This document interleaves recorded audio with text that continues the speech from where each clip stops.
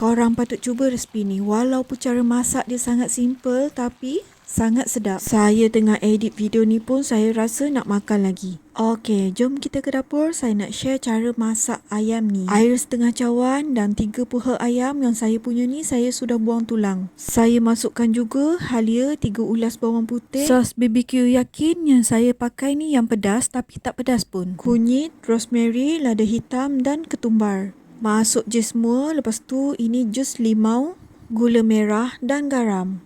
Selepas itu kacau bagi sebati dan tutup.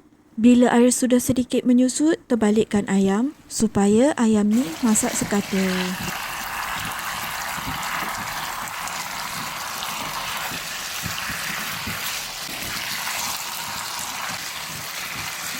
Bila sudah garing, saya terbalikkan lagi ayam ni biar dia masak sekata. Bila dua-dua belah sudah garing, bolehlah makan. Makan masa panas-panas memang sedap. Kepada yang suka dengan video-video saya, korang boleh follow saya ya. Terima kasih dan selamat mencuba.